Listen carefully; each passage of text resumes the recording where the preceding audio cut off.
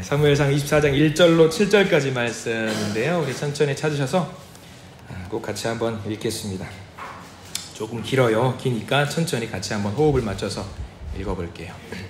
네, 우리 같이 한번 읽어볼까요? 1절부터 같이 읽습니다. 시작. 사울이 블레셋 사람을 쫓다가 돌아오매 어떤 사람이 그에게 말하여 이르되 보소서 다윗이 엔게디 광야에 있더이다 하니 사울이 온 이스라엘에서 택한 사람 3,000명을 거느리고 다윗과 그의 사람들을 찾으러 들염소 바위로 갈새 길가 양의 우리에 이른즉 굴이 있는지라 사울이 뒤를 보러 들어가니라. 다윗과 그의 사람들이 그 굴 깊은 곳에 있더니 다윗의 사람들이 이르되 보소서 여호와께서 당신에게 이르기를 내가 원수를 내 손에 넘기리니 내 생각에 좋은 대로 그에게 행하라 하시더니 이것이 그 날이니이다 하니 다윗이 일어나서 사울의 겉옷자락을 가만히 베니라. 그리한 후에 사울의 옷자락 뱀으로 말미암아 다윗의 마음이 찔려 자기 사람들에게 이르되 내가 손을 들어 여호와의 기름 부음을 받은 내 주를 치는 것은 여호와께서 금하시는 것이니 그는 여호와의 기름 부음을 받은 자가 됨이니라 하고 다윗이 이 말로 자기 사람들을 금하여 사울을 해하지 못하게 하니라. 사울이 일어나 굴에서 나가 자기 길을 가니라. 아멘. 자, 오늘 말씀 제목을 한번 우리 같이 한번 주보를 보시고 한번 같이 한번 읽어볼까요? 우리 말씀 제목이 뭘까요? 함께 같이 읽습니다. 시작. 주님의 일, 나의 일. 아무도 주보를 안 가져오셨나봐요. 저만 가져왔나요? 이거 주님의 일, 나의 일. 제목은 주님의 일, 나의 일이라고 주보에 적혀 있어요. 주님의 일, 나의 일이랍니다. 옛날 영화 중에 벤허라고 아시죠? 벤허 아마 한 3번, 4번씩은 보셨을 거예요. 왜냐하면 그 명절 때라든가 꼭 한 번씩 막 돌려주고 보고 해서 저도 한 5-6번은 본 것 같아요. 벤허라고 막 그 영어로 나온 것도 봤고 번역된 것도 봤고 한글말로 나온 것도 봤고 좀 굉장히 다양한 버전으로 봤는데 벤허의 주인공이 누군지 아세요? 벤허입니다. 벤허예요, 벤허. 예, 배우 이름, 배우 이름까지. 배우가 잘생기긴 했어요. 왜 그렇게 성경에 나오면은 인물들은 잘생겼는지 몰라요. 가장 질투가 좀 나는 건 예수님은 왜 그렇게 잘생겼는지 나올래요. 성화만 보면 예수님이 완전 꽃미남 절정에 아주 너무 잘생기게 나와가지고 벤허도 굉장히 누구라고요, 권사님? 사돌이요? 잘 안 들리면 제가 가방끈이 짧은가 봐요. 죄송합니다. 나중에 한번 알려주세요. 자, 아무튼 이 벤허라는 그 극 중에 벤허는 이스라엘 귀족 출신이에요, 원래. 근데 여러분들이 알고 계시기에는 벤허는 뭐 하는 사람으로 우리가 거기서 기억이 남냐면 열심히 노를 저었던 어떤 노예로 여러분들 기억을 많이 하실 거예요. 근데 시작 부분에 보면은 이제 원래 귀족 출신인데 로마 군인들이 개선 행진을 하고 들어오다가 이제 실수로 벤허의 여동생이 기왓장을 떨어뜨려요, 위에서 보다가. 그래서 떨어뜨려가지고 로마 군인 옆에 떨어지죠. 그래가지고 누가 이제 로마 군인을 죽이기 위해서 죽이기 위해서 위에서 작당을 한 거다라고 생각해서 군인들이 잡아가려고 하려는 찰나에 여동생이 끌려가는 거를 오히려 자기가 됐다고 해가지고 자기가 끌려가는 일이 발생을 하죠. 그래서 노예가 돼요. 그래서 로마의 함정에 전쟁이 발생됐을 때에 그 함정에 노를 젓는, 제일 밑바닥에서 노를 젓는 노예로 사람이 전락을 하게 돼서 그렇게 생활을 하는 영화였습니다. 그가 아마 그 노예 생활을, 자기는 귀족 출신이었는데 노예 생활을 막 열심히 하다 보니까 아마 마음속에 뭐가 치밀어 올랐을까요? 분노와 어떤 복수심과 어떤 그런 마음들이 굉장히 일렀을 거예요. 그래도 이스라엘의 귀족 출신이었기 때문에 스스로 생각을 많이 했을 겁니다. 하나님이 도대체 나에게 왜 이러시나, 그런 원망 아닌 원망들을 많이 했을 것 같아요. 근데 어느 날 해전이 벌어지죠. 로마와 그리스 사이에서 큰 해전이 벌어지는데 노예들은 여러분들 영화에서 보셔서 아시겠지만 도망가지 못하도록 발에다가 쇠고랑을 채워서 그 배와 한 몸이 되게 만들죠. 그래서 배가 침몰하면 노예들도 다 같이 죽는 거예요. 그런 상황이죠. 근데 공교롭게 벤허가 탔던 배가 로마의 해군 사령관이 탔던 배였고요. 해전에서 그 배가 완파가 돼요. 폭격을 맞아가지고 완파가 돼가지고 해군 사령관이랑 이제 다 이제 자기들이 졌다라고 생각하고 포기하고 있었던 상황. 근데 평소에 배너를 좋게 여겼던 로마 군인이 열쇠를 열어줘요. 그래서 배너 보고 너 도망가라. 여기 있으면 죽으니까 자유의 몸으로 돌아가라 라고 이야기를 해줌에도 불구하고 배너가 도망을 가지 않습니다. 여러 가지 아마 만감이 교차했겠죠. 이대로 살아서 뭐하나, 돌아가서 뭐하나, 막 그런 생각도 있었을 것 같아요. 근데 배 위로 올라와 보니까 전쟁에서 패배했다고 생각했던 그 로마의 해군 사령관이 눈앞에 있는 거예요. 해군 사령관이 졌다고 생각하라고 자결을 하려고 그래요. 돌아가봤자 어쨌든 큰 또 봉변을 당할 테니까 자결을 하려고 하는데, 중요한 거는 그 배너가 그 모습을 보고 자결을 못하게 막습니다. 이러면 안 된다고 막습니다. 근데 상황이 좀 급반전을 한 게 뭐냐면, 부서진 배가 해군 사령관만 탔던 그 배만 부서진 거예요. 나머지 배는 다 멀쩡해요. 전쟁에서 어떻게 된 거예요? 전쟁에서 승리했어요. 근데 해군 사령관은 자기가 이제 그 배가 부서졌으니까 졌다고만 생각을 했던 거지요. 사령관이 상황 파악을 잘 못했던 거고, 결국 이 승리했다라는 것을 받아듣고 정보를 듣고 나서 너무 기뻐하고 배너를 두고 이렇게 말을 합니다. 네가 믿는 하나님이 너를 구원하시려고 로마에 승리를 주셨구나 라고 고백을 하는 장면이 나와요. 로마 군인이. 그리고 배너를 자기의 양자로 삼습니다. 전세가 완전히 역전된 영화의 장면이지요. 사령관이 했던 그 대사이긴 하지만 너무 인상 깊었어요. 하나님을 믿지 않은 사람이 뭐라고 말했냐면, 하나님께서 너를 구원하시려고 로마에 승리를 주셨구나 라는 말을 했다라는 거지요. 사령관이 했던 대사지만 그 영화는 하나님께서 역사의 주관자 되신다라는 것을 말하고자 했던 것이 영화의 전반에 들어가 있어요.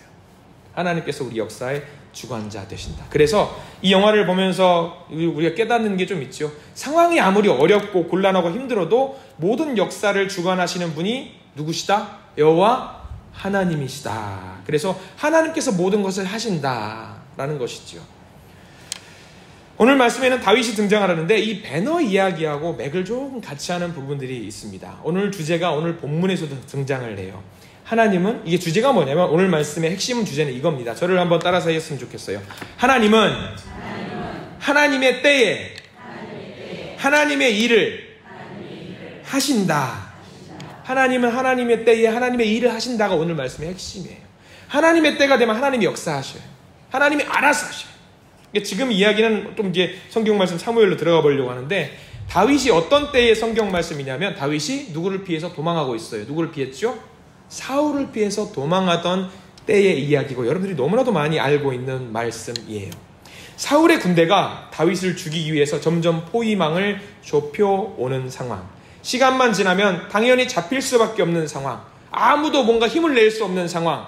사울에게 잡히는 것이 자연스러운 상황입니다. 그런데 거의 잡힐 상황에 무슨 일이 발생을 하냐면, 공교롭게 옆나라 블레셋 나라가 이스라엘을 침공해 옵니다. 전혀 생뚱맞게 전조가 없었음에도 불구하고 블레셋을 침공해 와요.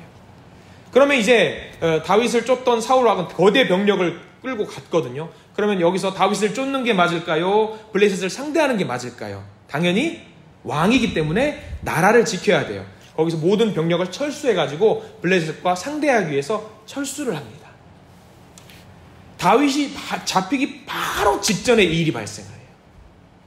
그냥 역사의 이야기로 치부하기는 좀 신기합니다. 다윗이 그 상황 속에서 할 수 있는 것은 아무것도 없었어요. 힘도 없었고 능력도 없었고 이대로 잡히는 것을 기다릴 수밖에 없는 상황이었습니다. 근데 신기하게도 블레셋이 그 타이밍에 쳐들어와요. 그로 인해서 다윗은 사울에게 잡히지 않게 됩니다. 자, 여러분들이 다윗이라고 한다면 감정을 한번 이입해 보세요. 어떤 것을 느낄 수 있을 것 같아요? 아마 하나님이 하시는구나. 하나님이 살려주셨구나. 하나님이 역사하셨구나. 내가 포기할지라도 하나님은 나를 포기하지 않으셨구나라는 것을 다윗은 느꼈을 것 같아요. 하나님께서 블레셋을 들어서 사용하신 거죠. 그리고 다윗에게 살 길을 열어주신 것입니다. 아마 다윗도 방금 우리가 같이 고백했던 것처럼 그런 생각을 했을 겁니다. 하나님께서 하나님의 때에 하나님의 일을 하셨구나. 자, 이것이 1번 상황이에요. 24장 바로 전에 있었던 상황이에요. 우리가 읽은 바로 전 본문인데 이 다음 상황이 또 발생이 됩니다. 포위망을 다윗이 벗어나고 탈출을 해요. 그리고 어느 한 곳에 숨는데 그 숨는 곳은 지명이 엔게디라는 광야로 이동을 합니다. 몸을 숨기 좋은 계곡들이 많이 모여 있습니다. 자, 그런데 몸을 숨기기 좋은 계곡이기 때문에 고립되기도 굉장히 쉬워요. 들어가면 나올 수가 없는 그런 상황입니다.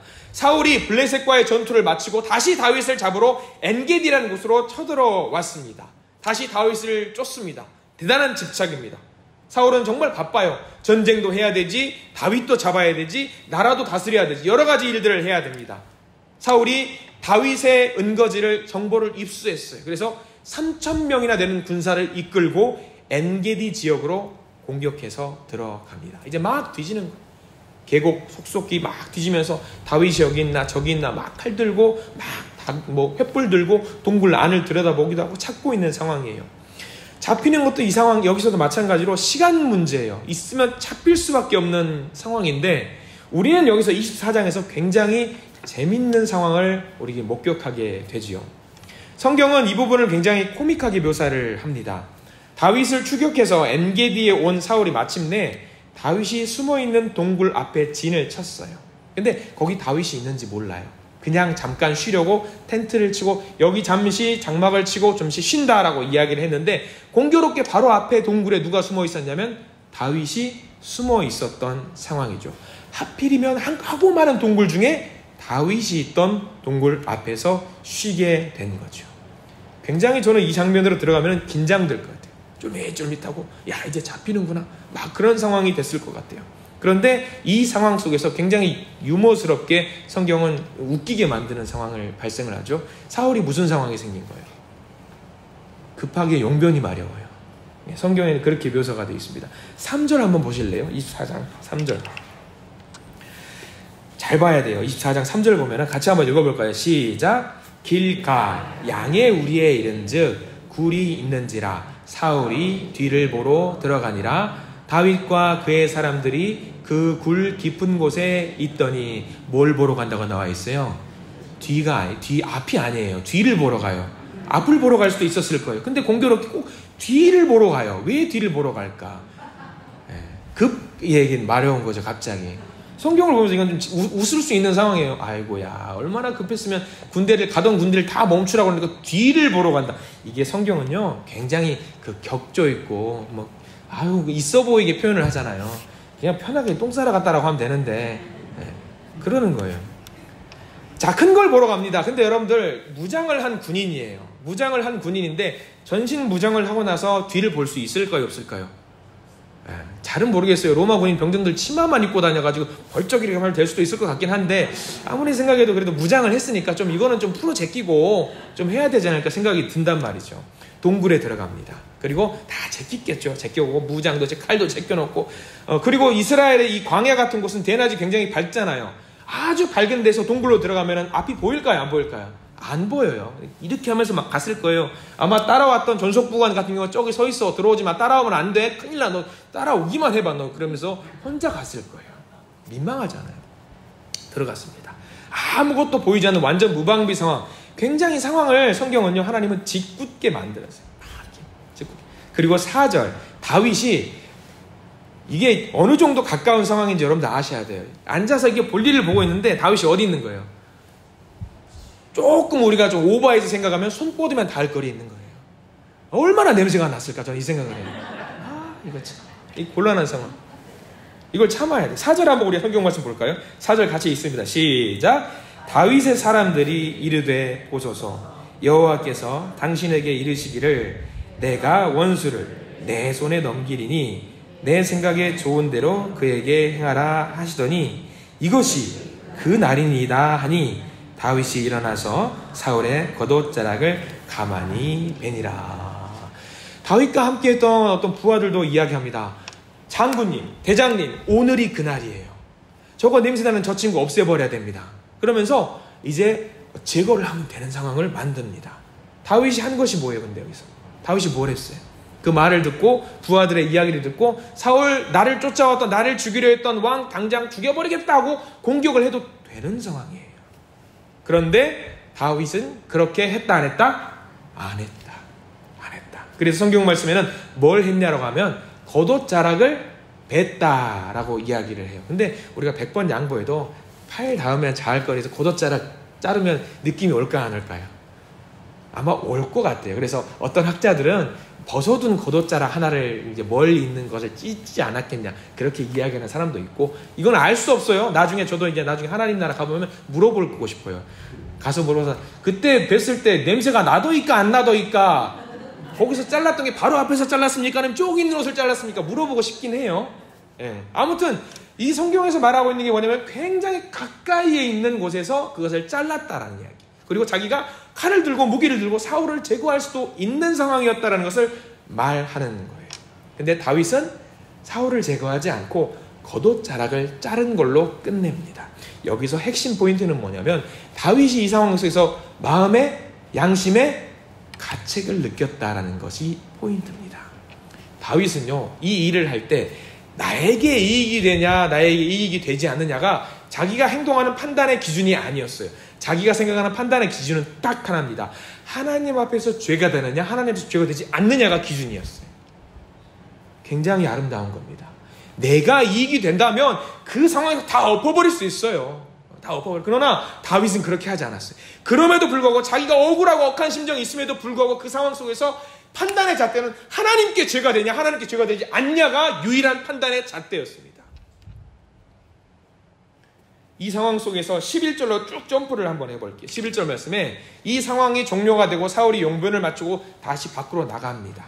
그리고 이 상황이 어느 정도 시간이 지나가지고 다윗이 먼 발치에서 사울을 두고 하는 말이 있어요. 11절 말씀을 같이 한번 읽어보겠습니다. 시작. 내 아버지여 보소서, 내 손에 있는 왕의 옷자락을 보소서. 내가 왕을 죽이지 아니하고 겉옷 자락만 베었은즉 내 손에 악이나 죄과가 없는 줄을 오늘 아실지니이다. 왕은 내 생명을 찾아 해하려 하시나 나는 왕에게 범죄한 일이 없나이다. 다윗이 어떻게 행동했는지 알죠? 죄가 있다 없다 자기 스스로 알아요. 나는 죄를 범하지 않았습니다. 죄를 범하기는 옷 잘랐잖아요. 멀쩡해서 잘랐으니까 그것도 잘못이라면 잘못일 수 있겠죠. 그러나 사람들이 그래요. 아무리 상황이 급박하고 좀 다급한 상황이 되면 양심적으로 판단이 안 될 때가 있어요. 너무 급하면. 여러분 나침반 아시죠? 나침반은 어디를 가리킵니까? 늘 어디를 가도 북쪽과 남쪽을 이렇게 가리키게 돼 있어요. 근데 이게 남쪽과 북쪽을 잡지 못하고 정신 못 차릴 때가 있는데 어떨 때 그러냐면 주변에 더 강력한 자력이 있으면 얘가 정신을 못 차립니다. 우리의 마음도 그럴 수 있어요. 다윗도 이 순간만큼은 강력한 자력이 있었어요. 주변에 부하들이 해도 됩니다, 대장님. 해도 돼요. 우리 인간적인 마음으로 얼마나 괘씸합니까? 사울을 당장 쳐도 됩니다. 근데 다윗은 그렇게 했다 안 했다? 그렇게 하지 않았다라는 거예요. 그 상황에 사울을 제거했다라고 하면 더 이상 도망하지 않아도 돼요. 억울한 상황 벗어날 수도 있었고요. 하나님께서 다윗을 두고 약속하신 바가 뭐예요? 내가 너로 하여금 이 나라의 왕이 되게 하겠다. 그 약속을 이룰 수 있는 것인지도 모르잖아요. 왕이 될 수도 있어요. 누가 뭐라고 그럴 사람 아무도 없습니다. 그러나 다윗이 갖고 있었던 신앙의 양심과 믿음의 양심은 그렇게 하면 안 된다고 하나님이 일러주시는 거예요. 내가 이렇게 하면 하나님 앞에 죄가 되겠구나. 나에게 이익이냐 아니냐가 중요한 게 아니라 하나님 앞에서 죄인가 아닌가가 더 중요했어요. 이 다윗의 이 모습을 우리는 좀 배울 필요가 있습니다. 자, 이거 한 번만 있었던 게 아닙니다. 다윗이 죽을 고비가 이거 용변사, 저는 이제 보통 이제 성경책을 읽을 때 사울의 용변 사건이라고 이야기를 하는데 하나 더 있어요. 한 번 더 사울을 잡을 수 있는 기회가 있었는데 그게 어디로 나오냐면 우리가 24장을 봤잖아요. 26장을 한번 점프를 해서 볼게요. 26장 사무엘상 26장 8절, 9절, 10절, 3절 말씀인데 조금 이제 길 수 있지만 같이 한번 읽어볼게요. 한 번 더 다윗이 사울을 잡을 수가 있었어요. 사무엘상 26장 8절과 9절과 10절 말씀을 함께 읽겠습니다. 8절부터 읽을게요. 시작. 아비새가 다윗에게 이르되 하나님이 오늘 당신의 원수를 당신의 손에 넘기셨나이다. 그러므로 청하오니 내가 창으로 그를 찔러서 단번에 땅에 꽂게 하소서. 내가 그를 2번 찌를 것이 없으리다 하니 다윗이 아비새에게 이르되 죽이지 말라. 누구든지 손을 들어 여호와의 기름 부음 받은 자를 치면 죄가 없겠느냐 하고 다윗이 또 이르되 여호와께서 살아 계심을 두고 맹세하노니 여호와께서 그를 치시리니 혹은 죽을 날이 이르거나 또는 전장에 나가서 망하리라. 아멘. 자, 한 번에 더 상황이 있어요. 이번 아까는 엔게디 광야라는 곳이었잖아요. 이번에는 하길라산이라는 곳에서 만나게 됩니다. 공교롭게 사울 주변에 사울을 보호하고 있는, 보필하고 있는 부하 장수가 한 명도 없어요. 이상하게. 왜 그렇게 됐는지는 알 수 없어요. 그리고 그걸 그나마 보호하고 있던 졸병들도 잠을 자버렸어요. 자, 이 상황 속에서 다윗과 옆에 부하 아비새라는 사람이 있는데 아비새가 말을 하는 거예요. 내가 지금 장군님 명령만 하시면 단반에 가서 사울을 제거하고 올 수 있습니다. 2번도 필요 없어요. 어우, 잔인하죠? 한 번만 콱 찔러가지고 오면은 그냥 끝난대요. 그냥 끝날 수 있는 상황이에요. 이거는 뭐 죽인다 만다가 아니라 그만큼 사울을 제거할 수 있는 확실한 상황이라는 걸 말합니다. 다윗은 이 자리에서도 한 번에 더 양심을, 자기 신앙의 양심을 어길 수 있는 상황이 있었어요. 자기가 이제 도망자의 신세를 면할 수 있고요. 다시 한번 왕이 될 수 있는 상황이 됐습니다. 그런데 이 상황 속에서도 다윗이 뭐라고 말하냐면 자신의 이익을 앞세우지 않습니다. 자신의 이익을 앞세우지 않아요. 사무엘상 26장 말씀까지 보면은 가끔 그런 상상을 합니다. 저는 이제 머릿속에 그림을 너무 많이 그려봐요. 이런 성경을 읽으면서. 만약에 여기서 다윗이 사울을 죽였다면 어떻게 됐을까? 여러분 한번 그런 상상 해본 적 없어요? 그럼 왕이 됐을까요? 안 됐을까요? 왕이 제가 보기에는 됐을 거예요. 왕이 됐을 수 있어요. 근데 그렇게 세워진 나라는 보통 우리말로 하면은 뭘로 세운 나라라고 하냐면 쿠데타로 세워진 나라라는 오명을 갖고 있었을 거예요. 권위가 없는 왕이 됐을 거예요. 그리고 그렇게 왕이 되면은 자기가 그렇게 사랑했던 친구가 있죠. 누구죠? 요나단이라는 친구가 있어요. 이 요나단의 아빠가 누구죠? 사울 왕이에요. 목숨을 내줘도 아깝지 않은 그 친구. 그러니까 요나단에게 다윗은 아버지를 죽인 친구가 됐다라는 그런 오명도 있을 것이고, 그리고 사람의 힘으로 만들어진 나라라는 오명도 있을 수 있었을 것이고, 여러 가지 상황들이 있었을 거예요. 그래서 아마 그런 일은 발생하지 않았던 것이 나았겠다라고 생각을 합니다. 다윗은요, 하나님을 섬기는 자, 믿는 자로서 철저하게 세상과 구별되는 삶을 살고 싶었습니다. 하나님이 삶의 기준인 사람이었어요. 그런 삶을 살았습니다. 이 다윗의 모습을 보면은요, 우리에게 일러주는 내용이 너무나도 많이 있습니다. 우리 크리스천들을 보시면 우리 멀리 가지도 마세요. 지금 우리들의 모습을 한번 보시기 바랍니다. 한번 물어볼게요. 우리들의 삶, 저와 여러분들의 삶, 한번 스스로 오늘 하루를 살아갈 때에 세상 사람들과 나의 오늘 하루의 삶이 좀 구별된 삶을 살았습니까? 한번 스스로 물어보십시오. 내가 정말 구별된 삶을 살았을까? 차이가 있기는 할까? 아니면 내가 더 악하거나 나쁜 행동을 한 것은 아닐까? 우리는 반성을 할 필요가 있습니다. 하나님을 믿는다고 하면서 하나님이 살아서 역사하실 것을 전혀 기대하지 않는 삶을 산 것은 아닌가? 내 생각과 이익을 따라 살아간다면요, 하나님이 원하시는 바가 아닙니다. 우리가 다윗의 모습을 보고 우리가 배울 바가 좀 있어요. 그리고 우리가 다윗을 한번 생각해 봤으면 좋겠어요. 다윗이 이런 혼란의 상황 속에서도 바른 판단을 할 수 있었던 근거가 있습니다. 왜냐하면 다윗은 이게 있었어요. 다윗은 자신감이 있었어요. 자신감이. 도망자의 삶을 정리하고 청산할 수 있었을 텐데, 그리고 주변에서도 이렇게 제거하는 것이 하나님의 뜻일 수도 있어요 라고 유혹이 있었습니다. 그럼에도 불구하고 이 혼란한 상황 속에서 다윗의 판단이 흐려지지 않고 하나님을 의지하면서 결단을 내릴 수 있었던 것, 아까 나침반 이야기를 드렸습니다. 나침반은 강력한 자성이 있으면 그쪽으로 방향이 흔들리게 되죠. 이래저래 막 흔들리는 나침반이 흔들릴 때 그것을 잡아주는 강력한 힘, 자신감이 있었어요. 자신감. 나의 모든 삶은 하나님이 주관하신다라는 자신감이 있었습니다. 하나님을 믿었기 때문에 하나님께서 그 모든 상황을 이끌고 계신다라는 확신이 있었어요. 여러분, 사울은 부패한 권력입니다. 부패한 권력이 자신을 향해서 칼을 겨눴어요. 그럼에도 불구하고 성경은 말하는 것이 있습니다. 자, 제가 나눠드린 이거 악보 제일 뒤에 보면 성경 말씀 2개를 제가 적어드렸습니다. 다윗의 입장을 한번 생각하시면서 같이 한번 읽어봤으면 좋겠어요. 제일 위에 보면 로마서 12장 19절 말씀 있는데, 우리가 로마서 12장 19절 말씀 다윗의 마음으로 읽어보십시오. 다윗의 마음으로 읽습니다. 시작. 너희가 친히 원수를 갚지 말고 하나님의 진노하심에 맡기라. 기록되었으되 원수 같은 것이 내게 있으니 내가 갚으리라. 아멘. 잘 기억하세요. 권력이 부패했으면 그 권력을 손보시는 것은 누가 손보실까요?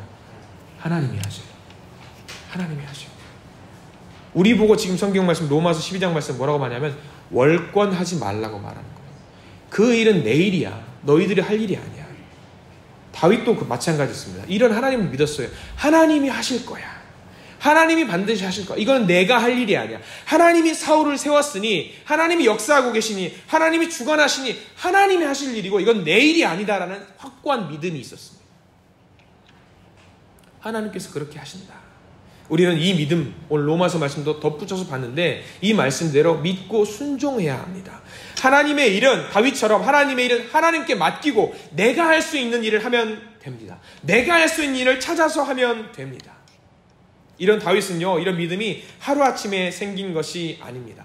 어려서부터 하나님이 자기를 돌보고 있다는 것을 생활 속에서 알고 있었던 사람이에요. 많은 위협과 혼란 속에서도 하나님께서 피난처가 되신다는 걸 경험을 했습니다. 한번 물어볼게요. 하나님께서 살아계시고 내 삶을 주관하신다고 믿으십니까? 하나님께서 살아계셔요. 하나님께서 주관하세요. 내가 못하는 일들이 너무 많아요. 그러면 기도하는 거예요. 하나님, 하나님께서 하십시오.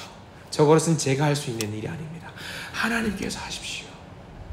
그 믿음을 우리가 고백할 때에 그래, 네가 못하는 일이지. 그러면 내가 할게 라고 우리에게 음성을 들려주실 분 여호와 하나님이 우리를 인도하신다는 사실을 명심하시기를 부탁을 드립니다. 반드시 하나님은요, 하나님의 때에 하나님의 일을 하십니다. 주님의 일은 주님께 맡기시기 바랍니다. 자, 다윗의 모습을 봤는데 우리가 한 명의 인물을 더 봐야 돼요. 다윗을 봤으니까 이제는 다윗을 쫓았던 사람 사울을 잠깐 볼 필요가 있습니다. 자, 우리 성경 말씀을 다시 돌아가서 사무엘상 24장 8절 말씀을 한번 볼게요.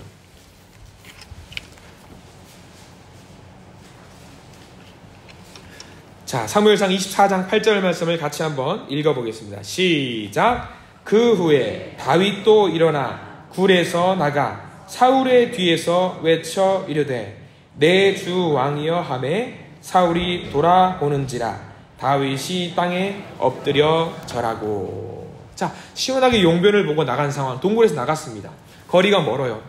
뒤돌아가는 사울을 향해서 소리를 지릅니다. 왕이시여 하고 소리를 질러요. 그리고 말을 합니다. 저는 왕한테 잘못한 게 하나도 없습니다. 그리고 절을 합니다. 왕으로서의 최소한의 자기가 할 수 있는 예우를 한 거지요. 자, 이 상황 속에서 사울이 어떻게 했을까를 잘 봐야 합니다. 24장 17절 말씀에 사울이 이 모든 상황을 보고 다윗을 향해서 소리를 지릅니다. 24장 17절 말씀을 같이 한번 읽습니다. 시작. 다윗에게 이르되 나는 너를 학대하되 너는 나를 선대하니 너는 나보다 의롭도다. 이렇게 고백하면서 사울이 뭐라고 말하냐면 그 뒤에 네가 이 나라의 왕이 되라. 네가 이 나라의 왕이 될 때 부탁 하나만 하자. 멀리서 소리를 지르는 거예요. 가까이서 말하는 거 아니에요. 이 장면은 소리 지르는 거야. 야, 네가 다음에 왕 되면 네가 왕 되면 내가 부탁 좀 할게, 좀 들어줘라 라고 하는 거예요. 그럼 다윗이 뭐라고 말했을까요? 말씀하세요 라고 이야기, 서로 멀리서 대화를 하는 거예요. 왕이 되면 우리 가족들 좀 지켜줘. 그리고 이 나라를 잘 다스렸으면 좋겠어 라고 사울이 말을 합니다. 사울이 했던 이 말, 진심을 담은 말일까요? 거짓말이었을까요? 어떨 것 같으세요? 사울이 이 말은 진심이었어요. 진심을 담았어요. 왜? 옷자락이 펄럭이는 거 보니까 아이고야, 내가 죽을 수도 있었구나 깨달았던 거죠. 그러면서 진심을 담은 거예요. 죽을 수도 있었음에도 불구하고 나를 살려줬구나 감동을 먹은 거예요. 그러면서 말을 합니다. 네가 왕이 되면 꼭 이렇게 해줬으면 좋겠어 라고 말을 하는 거죠. 중요한 건 사울이 이렇게 진심을 담아서 아마 눈물을 흘리면서 야 내가 잘못했다 미안하다 라고 고백을 하면서 했을 거예요. 문제는 뭐냐면 그 다음입니다. 24장의 마지막 절 22절 말씀을 봐야 돼요. 22절 말씀은 굉장히 무미건조한데 무미건조함에도 불구하고 중요한 의미가 담겨 있어요. 24장 22절 말씀 같이 읽습니다. 시작. 다윗이 사울에게 맹세하매 사울은 집으로 돌아가고 다윗과 그의 사람들은 요새로 올라가니라. 어떤 장면 같으세요? 이 장면은. 자, 서로 소리 지르고 안녕 빠이빠이 왕 잘 가요 이렇게 하고 헤어진 걸까요? 우리는 그렇게 바라볼 수 있어요. 근데 여러분들이 만약에 사울이라고 생각해 보세요. 눈물을 흘리면서 내가 미안해 잘못했어 라고 하면서 다윗이 저기 있어요. 그러면 뭐라고 말할 것 같아요? 진심으로 회개했다면 뭐라고 할 것 같아요? 여러분, 다윗이 저기 있어요. 당장 저놈을 잡아라 할 것 같아요? 아니에요. 잘못했다라고 한다면 행동으로 옮겨서 내가 잘못했으니까 중간에 우리 만나자 얼싸안고 내가 잘못했다라고 말해야 되는 게 정상인데 22절 말씀은 뭐라고 이야기했냐면 다 사울은 어디로 갔어요? 집으로 그냥 가버렸어요. 집으로 그냥 가버렸어요. 모든 상황이 뭐냐면 그냥 원상복귀가 돼버렸어요. 달라지는 것이 전혀 없는 거예요. 사울의 감정은 뉘우쳤던 것은 사실이지만 울었지만 고백도 했지만 자기가 삶을 바꾸는 것까지는 가지 못했어요. 고백을 했을지언정 삶으로 옮기지를 못했어요. 여러분들 회개라는 말 우리가 늘 하잖아요. 하나님 회개한다. 회개라는 말은 뭐냐면 그 뉘우친 다음에 뉘우칠 회자에 개자가 뭐냐면 고칠 개자예요. 뉘우친 다음에 뭘 해야 돼요? 내 행동을 고쳐야 되는 게 회개입니다. 회개합니다. 회개합니다 하고 뒷문 나가가지고 아무렇지 않게 생활하는 걸 회개예요? 아니에요? 아닙니다. 회개는 뉘우친 다음에 주님 잘못했습니다 하고 내 삶을 바꿔나가는 게 회개예요. 사울은 회개를 했어요? 안 했어요? 안 한 거예요. 뉘우쳤지만 행동으로 옮기지를 못하고 그냥 집으로 가버린 거예요. 자, 이게 뭘 말할까? 사무엘상 24장 22절 말씀. 우리 삶이 이런 경우 얼마나 많은지 몰라요. 우리가 예배를 드리면서 우리의 머리로는 분명히 말해요. 아멘 아멘 하면서 말씀대로 살겠습니다. 내가 무언가 잘못한 것이 있으면 주님 잘못했습니다. 다시는 이렇게 하지 않겠습니다 하는데 삶의 현장에서는 변화가 되지 않는 경우가 우리가 너무나 많이 있는 것 같아요. 삶 속에서. 그러면 사울의 영성과 다를 바가 뭐예요? 사울과 똑같은 사람이잖아요. 그러나 다윗은 그렇게 하지 않았죠. 이게 다윗과 사울의 차이입니다. 별거 아닌 작은 차이 같지만 차이가 굉장히 커요. 자, 제가 나눠드린 종이에 오늘의 말씀을 2개만 추가로 가져왔어요. 갈라디아서 6장 9절 말씀. 갈라디아서 6장 9절 말씀이 있는데 이 말씀을 우리 같이 한번 읽어보겠습니다. 시작. 우리가 선을 행하되 낙심하지 말지니 포기하지 아니하면 때가 이름에 거두리라. 회개가 쉬워요? 어려워요? 회개는요 진짜 어려운 거예요. 정말 어려운 거예요. 평생에 살아왔던 나의 모든 습관들이라든가 모든 언행들을 한순간에 일만에 다 무너뜨리고 바꿔야 되는 건 이게 쉽겠어요? 안 쉽겠어요? 이거 진짜 어려운 거예요. 너무 어려워요. 그런데 이 말씀을 오늘 주신 말씀을 잘 기억해야 됩니다. 하나님을 믿는 자의 삶이 어떠해야 되는지 잘 생각해 보세요. 그리고 그 판단이 선다. 내가 사울처럼 행동했다. 다윗처럼 행동했다. 판단의 잣대가 서면은 그대로 움직이십시오. 회개를 하시라는 이야기. 움직이십시오. 다윗을 기억하세요. 그러면 다윗처럼 행동했을 때 하나님의 약속이 반드시 우리 가운데 성취되는 것을 경험하게 되실 것입니다. 자, 원수를 갚는 것은요 재판장 대신 우리 주님께 맡기세요. 그건 누구의 일이다? 주님의 일이에요. 우리는 뭘 하면 돼요? 우리의 일을 하면 돼요. 다윗은 다윗이 할 수 있는 일을 한 거예요. 다윗이 할 수 있는 최선의 일을 다 했어요. 최선의 일을 하게 되니까 하나님이 그 모습을 예뻐 보시고 그에게 큰 축복을 주시는데 그에게만 축복을 주시는 것이 아니라 많은 대대손손 큰 축복을 주셨던 것처럼 우리도 오늘 말씀 잘 기억하십시오. 주님의 일은 주님이 맡기시고 내가 할 수 있는 믿음의 양심에 따라서 신앙의 양심에 따라서 하나님께 부끄럽지 않게 최선을 다하는 삶, 그 삶을 살아낼 때에 하나님은 우리에게 큰 축복을 주실 줄 믿습니다. 주님이 주시는 그 선한 것을 가지고 우리에게 맡기신 그 선한 일을 감당하시는 우리 모든 믿음의 성도님들이 되시기를 간절히 축원합니다. 기도하겠습니다. 주님 감사합니다. 늘 삶 속에서 회개해야 한다라고 말을 하면서 돌이키기는 하지만 고치지 않는 우리의 모습을 보게 됩니다. 우리를 시기하고 질투하는 사람들, 우리에게 불편함을 주는 사람들, 우리를 화나게 하는 사람들을 우리는 늘 정죄하기 바쁩니다. 주님께서는 뭐라고 말씀하셨지요? 용서하라고 하셨습니다. 용서해야 한다라는 것을 알면서도 용서를 못할 때가 얼마나 많은지 모릅니다.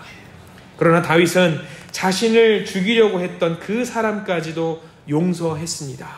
화가 나지만, 억울하지만, 눈물이 나지만 정죄하고 처벌하는 일은 주님께 맡겼습니다. 왜냐하면 그 일은 주님께서 하시는 일이기 때문입니다. 주님, 우리는 우리의 일을 하게 해 주시옵소서. 그저 우리가 주님 앞에 부끄럽지 않게 주님 앞으로 나아갈 수 있도록 도와주시옵소서. 주님께 모든 것을 맡기고 주님께 충성한 일을 감당해내는 우리 모든 성도들이 될 수 있도록 우리를 인도하여 주시옵소서. 예수 그리스도 이름으로 간절히 기도드립니다. 아멘.